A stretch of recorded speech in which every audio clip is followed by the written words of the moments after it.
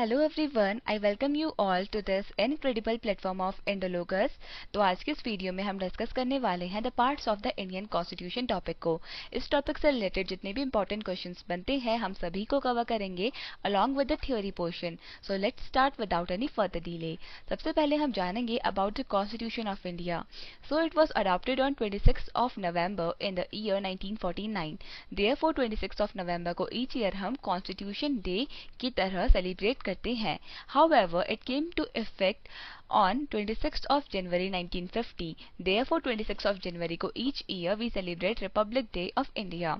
The world's longest constitution is the India's constitution. India's constitution is the largest constitution, longest written constitution of the world. And world का first constitution बनाने वाला country था United States of America.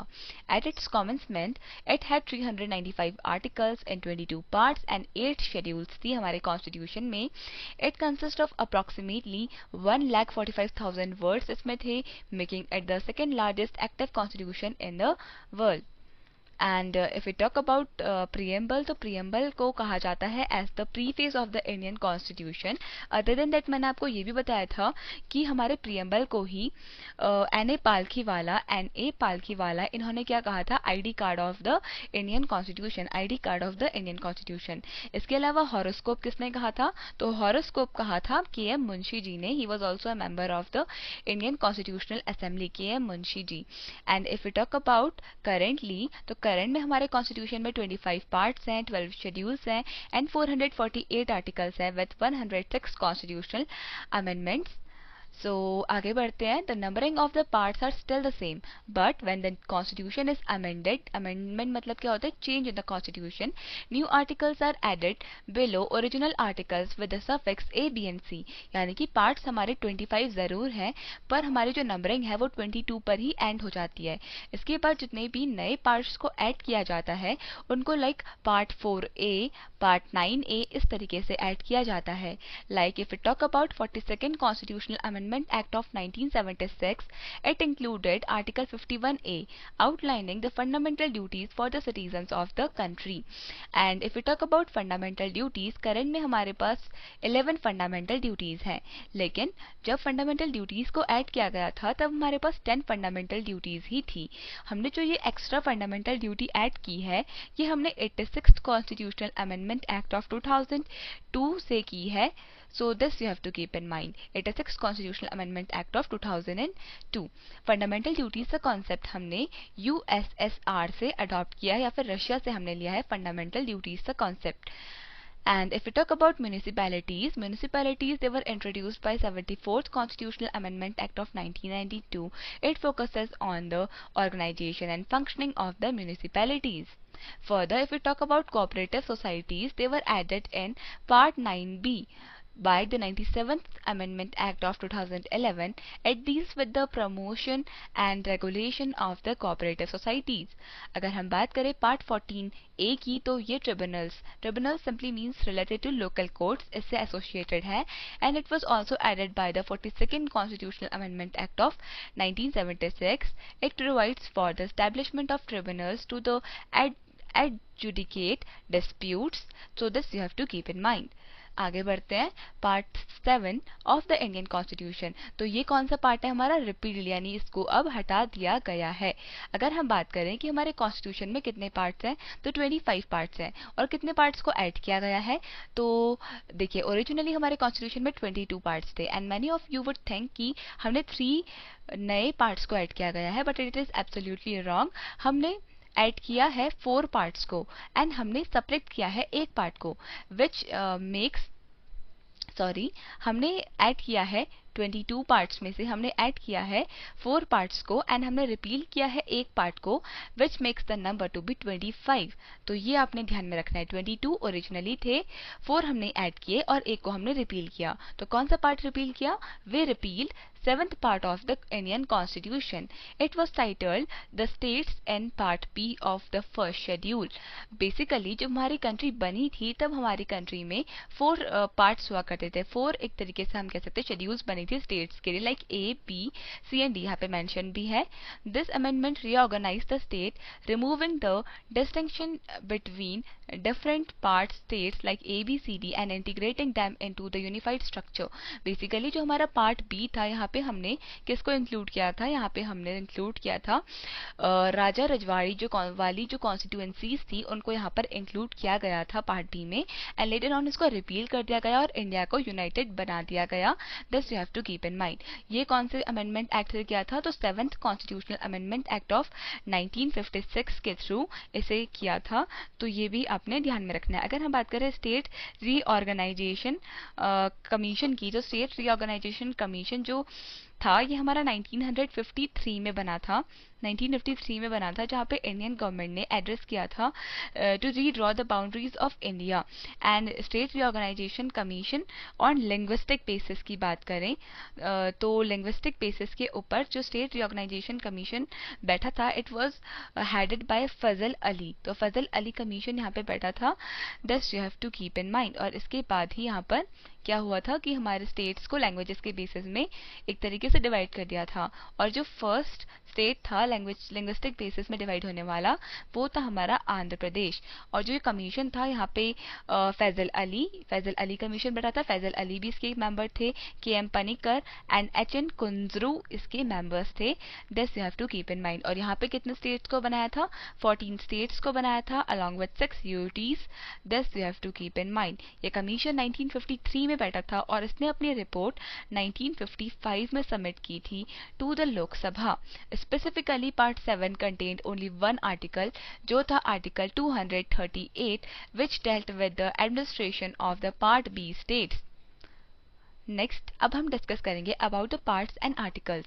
तो सबसे पहला जो हमारा part है ये है पार्ट 1. पार्ट 1 में क्या आता है, यूनियन एंड इट्स टेरिटरीज. ये पार्ट 1 से लेकर पार्ट 4 तक के आर्टिकल्स इंक्लूड करता है, तो ये आपको ध्यान में रखना है. If you talk about the part 1, यहाँ पे बेसिकली जो आर्टिकल 1 है वो बताता है that India it is a union of states. And if you talk about article 2, ये बताता है हमें फॉर्मेशन ऑफ द और establishment of the new states के बारे में. आर्टिकल 3 की बात करें तो यहाँ पे ऑल्ट्रेशन ऑफ बाउंड्रीज के बारे में मैंशनड है. एंड आर्टिकल जो 4 है it consist of the laws made under Article 2 and 3 to provide for the amendment of the first and the fourth schedules of the Constitution. ये आपको ध्यान में रखना है. तो फर्स्ट जो पार्ट है ये यूनियन और इट्स टेरिटरीज के बारे में बताता है. करंट में हमारी कंट्री में 28 स्टेट्स हैं एंड 8 यूटीज हैं. This you have to keep in mind. Basically जो पार्ट 1 है this talks about the union and its territories. हम कह सकते हैं फेडरल स्ट्रक्चर के बारे में हमको बताता है. The second part is citizenship, जिसका मतलब होता है नागरिकता. एंड ये पार्ट 5 से लेकर पार्ट 11 तक मेंशन्ड है. If you talk about the trick जिसके थ्रू हम इसे याद कर सकते हैं, तो आप इसे याद कर सकते हैं यू कैन फ्लाई फ्रॉम. ये 4 पार्ट्स को आप ऐसे याद कर लीजिए, आगे मैं आपको बताती रहूंगी. You can fly from. Then third part में हमें मेंशन है about the fundamental rights. Fundamental rights article 12 से लेकर आर्टिकल 35 तक आती हैं. एंड ये फंडामेंटल राइट्स का कॉन्सेप्ट हमने कहाँ से अडॉप्ट किया है, यूनाइटेड स्टेट्स ऑफ अमेरिका से अडॉप्ट किया है. फंडामेंटल राइट्स वो बेसिक राइट्स होती हैं जो सारे ह्यूमन बींग्स को दी जाती हैं, इंडियन सिटीजन्स को. एंड कुछ अदर राइट्स हम हमारे जो टूरिस्ट हैं, फॉरनर्स हैं, उनको भी प्रोवाइड करते हैं. अगर बात करें पार्ट 3 की ही, तो पार्ट 4 की, तो पार्ट 4 में हमारी फंडामेंट डीपीएसपीज हैं. एंड डीपीएसपीज पार्ट 36 से लेकर आर्टिकल 36 से लेकर आर्टिकल 51 तक आती हैं. This you have to keep in mind. तो यहाँ पे हमने पार्ट 2 को अच्छे से डिस्कस नहीं किया था.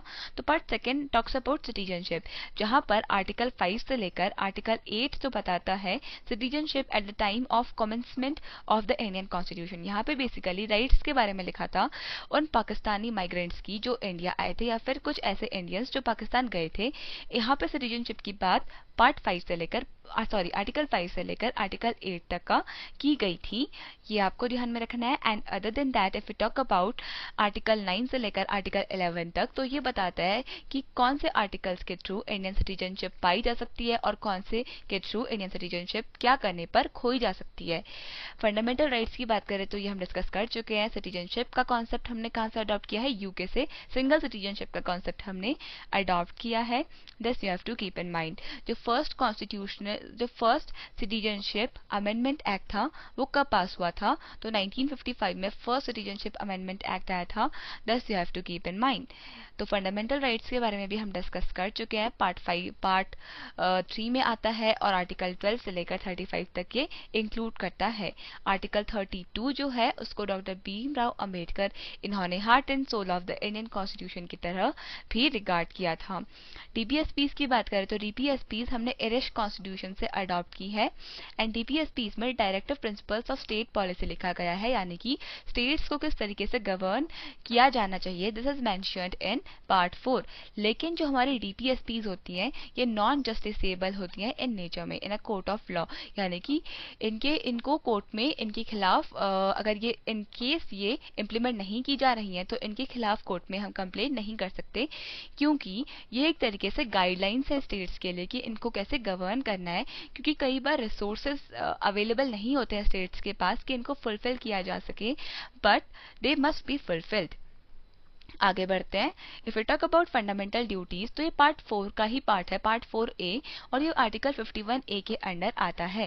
If you talk about part 5 it includes the union. इसमें आर्टिकल 52 से लेकर आर्टिकल 151 तक इंक्लूडेड है।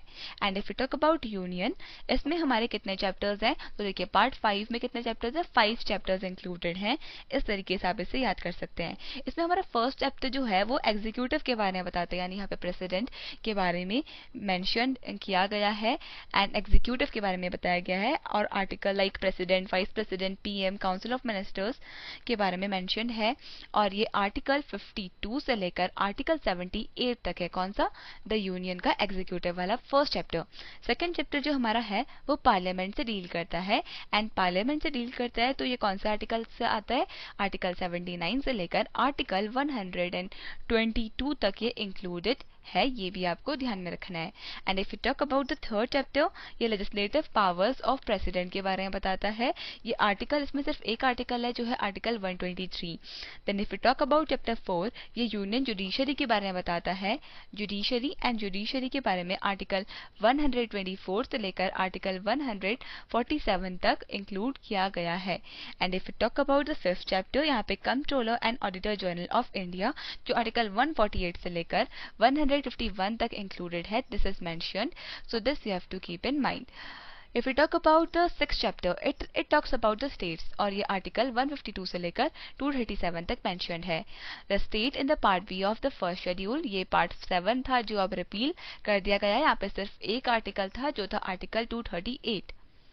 सो नेक्स्ट जो पार्ट है हमारा ये है पार्ट 8 एंड ये बताता है अबाउट द यूनियन टेरिटरीज के बारे में and their administration. It is mention in article 239 से लेकर article 242 of the Indian constitution. Then if you talk about part 9, ये बताता है अबाउट पंचायत एंड पंचायत 243 से लेकर 243 ओ तक इंक्लूडेड है। पंचायती राज जो सिस्टम है ये इंडिया ने किसी कंट्री से अडॉप्ट नहीं किया है, इंस्टेड ऑफ दैट ये हमारा सेल्फ मेड सिस्टम है। एंड पंचायती राज जो सिस्टम था, पंचायती राज को अडॉप्ट करने वाला फर्स्ट स्टेट था राजस्थान। और 1959 2 अक्टूबर 1959 को राजस्थान में ये पंचायती राज लागू हो गया था। And if you talk about part 9A, तो पार्ट 9A ये बताता है म्यूनिसिपैलिटीज के बारे में, जो आर्टिकल 243P से लेकर 243ZZ तक इंक्लूडेड है। Then part 9B it talks about cooperative societies and यहाँ पर 243ZH से लेकर 243ZT तक आर्टिकल्स मेंशन है। नेक्स्ट पार्ट है हमारा part 10th, very important part. Part 10th में हमारा scheduled and the tribal areas के बारे में मेंशन है और ये आर्टिकल 244 से लेकर 244 ए तक इंक्लूडेड है। पार्ट 11 में स्टेट और यूनियन के बीच के रिलेशंस के बारे में मेंशन किया गया है और ये आर्टिकल 245 से लेकर 263 तक आते हैं। और यहाँ पे कितने चैप्टर्स हैं? यहाँ पे टोटल 2 चैप्टर्स हैं। पार्ट 11 में 2 चैप्टर्स हैं। जो चैप्टर 1 है ये लेजिस्लेटिव रिलेशंस के बारे में बताता है, जो आर्टिकल 245 से लेकर 255 तक इंक्लूडेड है। और एडमिनिस्ट्रेटिव रिलेशंस ये 256 से लेकर 263 तक है। तो ये भी कुछ एक्स्ट्रा चीजें हैं जो आपको ध्यान में रखनी है। If you talk about part 12, so it talks about finance, property, contracts and suit। और ये आर्टिकल 264 से लेकर 300 ए तक आता है। आर्टिकल 300 ए ये राइट टू प्रॉपर्टी से डील करता है। Right to property which is not now a fundamental right, it is a constitutional right instead. And if you talk about part 12, तो पार्ट 12 में कितने चैप्टर्स इंक्लूडेड हैं? तो part 12 में 4 चैप्टर्स इंक्लूडेड हैं। पार्ट 13 की बात करें, ये trade, commerce and intercourse with in the territory of India के बारे में बात करता है और ये आर्टिकल 301 से लेकर 307 तक का इंक्लूडेड है। And if you talk about the next part which is part 14, तो पार्ट 14 आर्टिकल 308 से लेकर 323 तक आता है। यहाँ पर UPSC, state public service commission, इन सब के बारे में मेंशन किया गया है। पार्ट 14A जो हमने इंक्लूड किया था और ये ट्रिब्यूनल्स के बारे में बताता है, यानी लोकल कोर्ट्स। तो 323A से लेकर 323B तक ये इंक्लूडेड है। आर्टिकल पार्ट 15 की बात करें तो ये इलेक्शन से रिलेटेड है। आर्टिकल 324 से लेकर 329 तक हमारा इलेक्शन के बारे में मेंशन है, जहाँ पर राइट टू वोट आर्टिकल 326 के अंडर मेंशन किया गया है। पार्ट 16 की बात करें तो special provisions relating to certain classes, जो आर्टिकल 330 से लेकर आर्टिकल 342 तक का मेंशन किया गया है। एंड आर्टिकल 16 की बात करें तो यहाँ पे स्पेशल प्रोविजंस मेंशन है regarding the certain classes like other backward classes etcetera. So next part की बात करें, वेरी इंपॉर्टेंट पार्ट जो है पार्ट 17, यहाँ पे ऑफिशियल लैंग्वेजेस के बारे में बताया गया है, जो आर्टिकल 343 से लेकर 351 तक है। Then article 18, emergency provisions from article 352 to 360। Article 352 के अंडर हमारा नेशनल इमरजेंसी दिया गया है। आर्टिकल 356 के अंडर स्टेट इमरजेंसी दिया गया है, जिससे प्रेसिडेंट रूल भी कहते हैं। एंड आर्टिकल 360 के अंदर क्या दिया गया है? Financial emergency. Then Article 19 miscellaneous 361 to 367. Article 20 very important amendment of the Constitution. Article 368 single article इसमें है एंड ये जो प्रोविजन है ये हमने साउथ अफ्रीका से बोरो किया है। So this you have to keep in mind. South Africa. So next जो पार्ट है that is part 21, temporary, transitional and special provisions, article 369 से लेकर 392। and part 22, short title commencement, authoritative text and in Hindi and repeals, so article 350, 393 to article 395। तो देख लेंगे। तो चलिए फिलहाल क्वेश्चंस को डिस्कस करते हैं।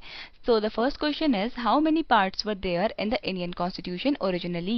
राइट आंसर हो जाएगा इसके लिए ऑप्शन नंबर सी, यानी कि 22 पार्ट्स थे हमारे इंडियन कॉन्स्टिट्यूशन में ओरिजिनली एंड करंट में कितने हैं? 25। So the constitution of India is the supreme law of India. It is the longest written constitution of any country on the earth. Originally, in Indian constitution had 22 parts and 395 articles. Later, यहाँ पे 4 parts को add किया गया था और एक part को repeal किया गया था, तो जिसकी वजह से हमारे पास करंट में 25 पार्ट्स हैं। तो ये भी आपने ध्यान में रखना है। तो चलिए नेक्स्ट क्वेश्चन देख लेते हैं। Part second of the Indian constitution is related to what? Right answer हो जाएगा इसके लिए ऑप्शन नंबर ए, यानी कि सिटीजनशिप से एसोसिएटेड है part second of the Indian constitution. Right of citizenship for certain persons of Indian origin residing outside India. So यहाँ पे जो राइट्स मेंशन है ये ऐसे सिटीजन्स जो इंडिया के बाहर रहते हैं, ऐसे सिटीजन्स जो इंडिया के पार्ट अब नहीं रहे, इंडियन सिटीजन्स नहीं रहे बिकॉज उन्होंने दूसरी कंट्री की सिटीजनशिप अडॉप्ट कर ली है, एंड अदर प्रोविजंस मेंशन्ड है जो अभी हम डिस्कस करेंगे। यहाँ पे सिटीजनशिप पार्ट सेकेंड में मेंशन्ड है, फंडामेंटल राइट्स पार्ट थर्ड में मेंशन्ड है, डीपीएसपीज पार्ट फोर्थ में है, एंड यूनियन के बारे में कहाँ दिया है, पार्ट 5 में। और पार्ट 5 में कितने चैप्टर्स हैं, 5 चैप्टर्स हैं। तो यहाँ पे आर्टिकल्स मेंशन किए गए हैं सेकेंड पार्ट के। तो यहाँ पे आर्टिकल 5 जो है it define citizenship at the commencement of the constitution, यानी कि जब कॉन्स्टिट्यूशन लागू हुआ उस टाइम पर सिटीजनशिप को यहाँ पे डिफाइन किया गया था। आर्टिकल 6 के अंडर ऐसे सिटीजन्स को एड्रेस किया गया था, addresses the citizenship rights of individuals who migrated to India from Pakistan, यानी कि जिन्होंने इंडिया की सिटीजनशिप ली पाकिस्तान से, तो उनकी राइट्स के बारे में आर्टिकल 6 में मेंशन किया गया है। आर्टिकल 7 की बात करें, it for the citizenship of rights of those who migrated to Pakistan after 1st March 1947 but later returned to India. Article 8 की बात करें तो it grants citizenship to the persons of Indian origin residing outside India. तो India के बाहर रहने वाले citizens के बारे में आर्टिकल 8 में दिया गया है। आर्टिकल 9 में states that a person voluntarily acquiring the citizenship of a foreign state shall not be the citizen of India, यानी कि दूसरी कंट्री की सिटीजनशिप अगर किसी इंसान ने ले ली है तो अब वो इंडिया का सिटीजन नहीं रहा है। This you have to keep in mind. तो अदर देन दैट अगर हम बात करें आर्टिकल 10 की, तो article 10 it ensures the continuance of citizenship rights subject to any law made by the parliament. Article 11 में मेंशन है empowers the parliament to make law relating to the acquisition and termination of the citizenship. Next question, center-state relation is mentioned in which part of the Indian Constitution? Right answer हो जाएगा इसके लिए option number C, यानी कि part 11 में centre और state के relations के बारे में मेंशन किया गया है। और यहाँ पे कितने चैप्टर्स हैं, मैंने आपको बताया था 2 चैप्टर्स हैं। एक लेजिस्लेटिव रिलेशन के बारे में बताता है, तो दूसरा किसके बारे में बताता है, एडमिनिस्ट्रेटिव रिलेशन के बारे में बताता है। तो India is a union of state according to the constitution of India, और ये आर्टिकल 1 में लिखा गया है। And center state relation is mentioned in Part 11 of the Constitution of India. It divides India into legislative, executive and financial powers between centers and the state. And अगर हम बात करें लेजिस्लेटिव रिलेशन की, तो ये देखिए यहाँ पे दिया है 245 से 55, एडमिनिस्ट्रेटिव रिलेशंस 256 से 63 में दिए गए हैं। एंड यहाँ पर जो फाइनेंशियल रिलेशन है वो 268 से लेकर 293 तक का मेंशन्ड है, तो ये भी आपने ध्यान में रखना है। लेकिन this point is not a part of part 11, तो ये भी आपने ध्यान में रखना है। एंड अगर हम पार्ट 9 की बात करें तो पार्ट 9 वेरी इंपॉर्टेंट था, मैंने आपको बताया था क्या है इसमें, पंचायत के बारे में दिया गया है हमारे पार्ट 9 में। पार्ट 1 किसके बारे में बताता है, union, and part 11 state and centre relation. And part 10 की बात करें, this is also very important, it talks about scheduled and tribal areas के बारे में बताता है। Next question, for how much time financial emergency can be proclaimed? Right answer हो जाएगा ऑप्शन डी, यानी कि नो मैक्सिमम पीरियड। तो फाइनेंशियल इमरजेंसी का कोई मैक्सिमम पीरियड नहीं होता है, एंड फॉर्चुनेटली अभी तक इंडिया में फाइनेंशियल इमरजेंसी कभी नहीं लगी है। ये आर्टिकल 360 के अंडर आती है। तो कौन सा पार्ट हो गया, मैंने आपको अभी बताया था, it comes under part 18 of the Indian constitution. Part 18 के अंदर ये आता है। If the president is satisfied that there is an economic situation in which the financial stability or credit of India is threatened, he or she can declare the financial emergency. Such an emergency must be approved by the parliament within 2 months. It has never been declared till now, so there is no maximum time limit for the financial emergency. This you have to keep in mind. तो चलिए आगे देखते हैं। The next question is, what section of the Constitution deals with the governance of Union Territories? Right answer हो जाएगा option D, यानी कि part 8 में यूनियन टेरिटरीज के बारे में मेंशन है। पार्ट 5 में किसके बारे में मेंशन है, यूनियन के बारे में। ऐसे हम सारे पार्ट्स को रिवाइज कर लेंगे। पार्ट 6 में किसके बारे में दिया है, पार्ट 6 टॉक्स अबाउट स्टेट्स, पहले यूनियन आ गया तो फिर क्या आएगा, स्टेट्स। देन पार्ट 7 में किसके बारे में दिया है, तो पार्ट 7 में हमें जो रिपील हो चुका है इसमें पार्ट बी के बारे में दिया गया था, स्टेट्स जो पार्ट बी के अंदर आते थे, तो ये अब क्या हो गया, रिपील हो गया है। एंड पार्ट 8 में क्या आता है, तो पार्ट 8 में आता है हमारा यूटीज।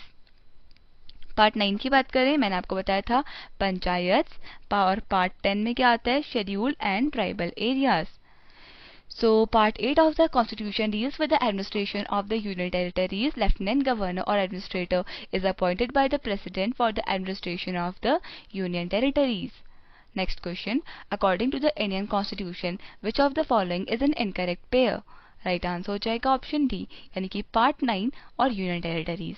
तो यूनियन टेरिटरीज जस्ट अभी बताया था कौन से पार्ट में आता है, ये आता है पार्ट 8 में, जबकि पार्ट 9 में क्या आता है, पंचायत आता है। काफी बार एग्जाम में रिपीट हुआ है। Part second citizenship correct, part 4 DPSP correct, part 4A में क्या आता है, तो पार्ट 4A में आता है हमारा फंडामेंटल ड्यूटीज, यहाँ पे भी दिया है फंडामेंटल ड्यूटीज। पार्ट 3 में क्या आता है हमारा फंडामेंटल राइट्स। तो चलिए हमने 10 तक तो अच्छे से रिवाइज कर लिया है, अब आगे रिवाइज करेंगे। तो currently the Constitution has 448 articles and 25 parts and 12 schedules. Originally 395 articles से 22 parts थे और 8 schedules थी।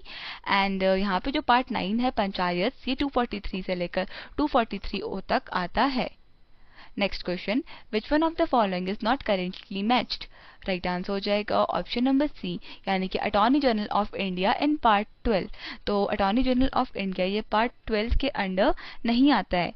अगर हम बात करें पार्ट 12 की, तो पार्ट 12 में तो हमारा finance, property, contracts and suit के बारे में दिया गया है। किसके बारे में?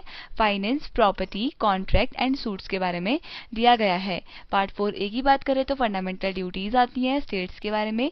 पार्ट 6 में दिया गया है। पार्ट 5 में क्या दिया गया है, यूनियन दिया गया है।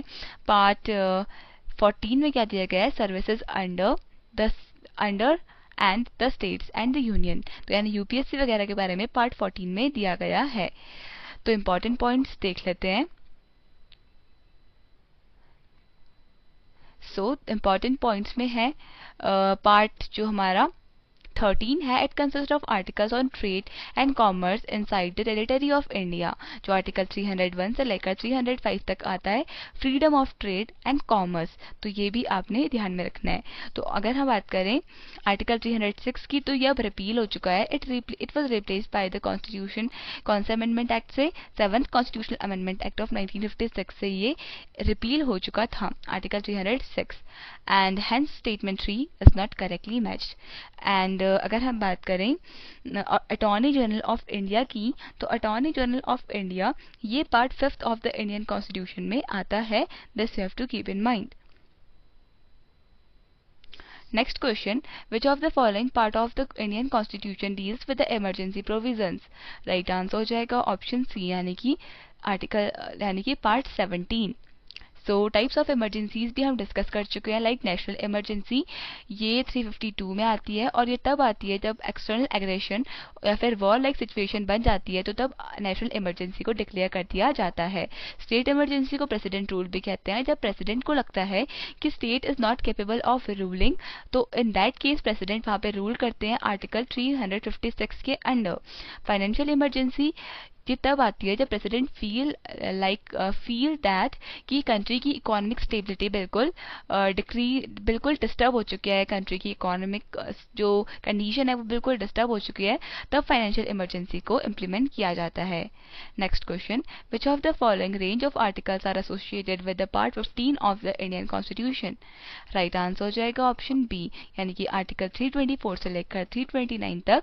यहाँ पे क्या दिया है, इलेक्शंस के बारे में दिया गया है। Article 15 deals with election and the election commission of India. It consist of there are total 25 parts in the Indian constitution, जिसमें से part 15 deals with the elections. Next question, which part of the Indian constitution deals with the union territories? Right answer हो जाएगा इसके लिए option number C, यानी कि part 13, यानी कि यहाँ पे पार्ट ऑप्शन सी होगा, यानी कि part 8 of the Indian constitution, it deals with the union territories. This you have to keep in mind. Part 4 की बात करें तो ये बताता है डीपीएसपी के बारे में। पार्ट 7 की बात करें, it was repeal. Part 9 deals with the panchayat. तो ये भी आपने ध्यान में रखना है। तो चलिए यहाँ पे पार्ट जो 8 है, it deals with the administration of union territories, and ये भी हमने डिस्कस किया था, लेफ्टिनेंट गवर्नर या फिर administrator, it is appointed by the president of the union. Next question, how many parts does the Indian constitution currently have? Right answer हो जाएगा option C, यानी कि 25 पार्ट्स हैं इंडियन कॉन्स्टिट्यूशन में करेंटली, एंड ओरिजिनली कितने थे, 22।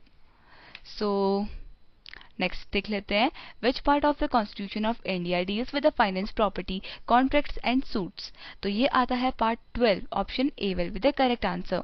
So the Indian constitution deals with originally had 22 parts, 395 articles, ये काफी बार डिस्कस कर चुके हैं, and 106 constitutional amendment acts.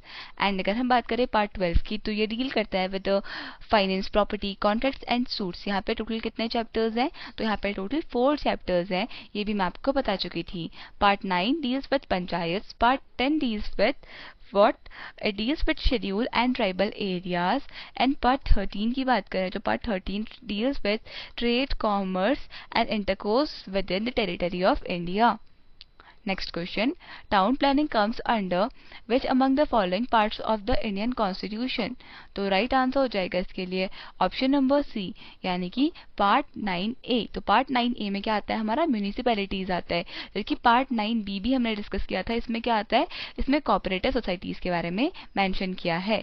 Part 6 की बात करें तो पार्ट 6 में स्टेट आता है, पार्ट 5 में क्या आता है, यूनियन आता है, and part 7 is repealed. Part 9A में क्या आता है, पार्ट 9A में म्यूनिसिपैलिटीज, एंड पार्ट 10 में क्या आता है, schedule and tribal areas, very important. तो चलिए अब हम एक ट्रिक डिस्कस कर लेते हैं to learn the parts of the Indian constitution. So the trick is you can fly directly from US to UP, meet Shyam and Ram, fruit taste sweet to eat, so on, eat Maggi as tasty snack. तो देखिए यहाँ पर जो part 1 है आप इसे ऐसे याद कर सकते हैं, you can, you stands for union and territory, articles भी यहाँ पे लिखे हैं फ्रॉम 1 to 4, देन कैन, सी से हो गया यहाँ पे सिटीजनशिप यानी कि नागरिकता जो पार्ट 2 में आता है, और ये हो गया 5 to 11। देन कम्स फ्लाई, तो fly stands for fundamental rights, और ये फंडामेंटल राइट्स आर्टिकल 12 से 35 तक आते हैं। Then you can fly directly from, तो directly D stands for DPSP, और ये 13 से 51 फ्रॉम, तो एफ फ्रॉम जो ये है ये fundamental duties from article 51A, and then US, तो यहाँ पे जो 5th पार्ट है ये यूनियन गवर्नमेंट से डील करता है, and 6th part state government से डील करता है। एंड यहाँ पे जो 2 है इसको आप ऐसे रिपील्ड याद कर लीजिएगा, एंड 7th क्या था, इसमें जो हमारा पार्ट बी था इसके स्टेट्स यहाँ पे मेंशन थे, तो यूएस 2 अब यूपी हो गया। अब यहाँ पे जो पार्ट 8 है ये यूनियन टेरिटरी से एसोसिएटेड है, you, then P stands for panchayats, then meet Shyam Ram, तो मीट एम से हो गया म्यूनिसिपैलिटीज, श्याम यानी schedule and tribal areas, and Ram यानी relation between union and states. And उसके बाद हो गया पार्ट 12, 13, 14, 14A, 15 और 16। तो इसे आप कैसे याद करेंगे, fruit taste sweet to eat, so, तो देखिए fruit, F stands for finance, property and contract, and part 12। Then comes taste, T stands for trade and commerce, और ये पार्ट 13 में आता है। देन स्वीट, स्वीट ये हो गया पार्ट 14 में, और ये services under state and union. Then 2, then 14A में आता है, और ये ट्रिब्यूनल्स हो गया। देन ईट, ईट से हो गया इलेक्शन, ये आ गया पार्ट 15 में, एंड सो से हो गया special provisions relating to certain classes, part 16। Then comes part 17 जो हो गया ऑफिशियल लैंग्वेजेस, और इसको लर्न करने की ट्रिक है 17 से 22, on eat Maggi as tasty snack. तो ऑन, ओ से हो गया ऑफिशियल लैंग्वेजेस, और हमारे कॉन्स्टिट्यूशन में टोटल 22 ऑफिशियल लैंग्वेजेस हैं। देन ईट, ईट से हो गया emergency provision, and Maggi, Maggi से हो गया मिसलेनियस, और ये पार्ट 19 में है। देन 20 में है एज, और ए से हो गया amendment of the constitution. Then 21 में हो गया टेस्टी, टेस्टी से हो गया temporary, transitional and special provisions.